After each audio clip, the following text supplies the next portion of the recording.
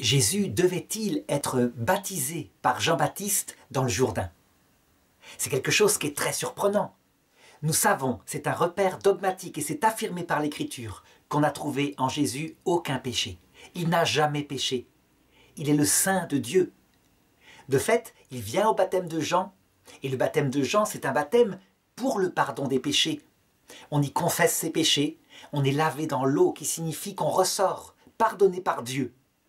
Donc, Jésus n'aurait jamais dû être baptisé, et Jean-Baptiste le lui dit, ce n'est pas moi, ce n'est pas toi qui dois être baptisé par moi, c'est moi qui ai besoin d'être baptisé par toi. Et Jésus lui répond, laisse faire pour le moment, plus tard tu comprendras. Alors, on peut dire que ce geste-là est l'un des gestes essentiels qui fait comprendre la mission de Jésus, qui est racontée dans la Bible, dans Isaïe 53. Il s'est chargé de nos péchés. Jésus n'a jamais péché, c'est vrai. Mais, de fait, il est venu sur terre pour se charger de toute la part, je dirais, non volontaire. Tout ce qui n'est pas le péché contre l'Esprit Saint chez nous. Donc, rappelons que parmi les péchés, il y a des péchés parfaitement libres, parfaitement maîtrisés et lucides. Ceux-là, qui sont maintenus face au Christ à l'heure de la mort, n'obtiennent aucun pardon. La personne n'a rien à faire du pardon. Et ça, évidemment, Jésus n'est pas venu pour porter ces actes libres qu'il respecte au bout du compte et qui subsistent éternellement en enfer, où ces gens ne cèdent jamais.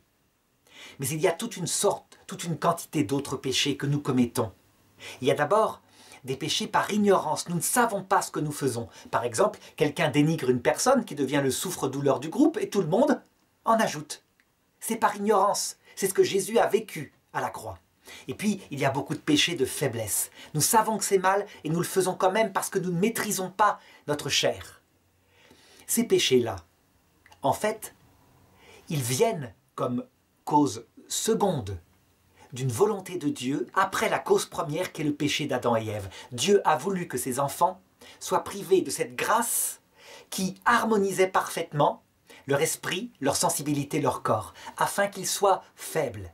Si bien que l'humanité est composée non pas de deux groupes, des très méchants, libres, volontaires, et d'autre part des saints qui ne pensent qu'à Dieu, mais quelques très méchants, quelques saints qui ne pensent qu'à Dieu, et une grande partie de faibles, d'ignorants qui font des péchés, les pauvres pécheurs, et nous en faisons partie.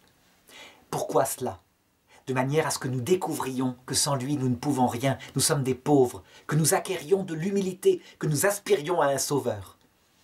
Cette part de péché qui provoque énormément de mal dans le monde, et aussi la part de souffrance que nous ne contrôlons pas, comme par exemple le fait que Dieu laisse faire des péchés, les guerres. Il les laisse faire, il pourrait les arrêter, il est Dieu fait homme.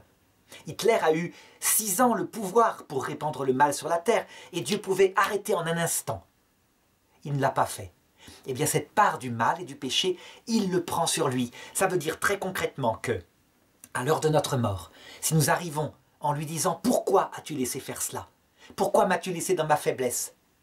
Eh bien il dira « C'est vrai, je t'ai laissé faire ça. Je pouvais l'empêcher. Je pouvais retirer cette faiblesse, je ne l'ai pas fait. Je le prends sur moi.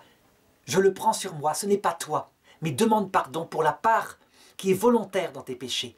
Repens-toi et il y a la vie éternelle pour toi.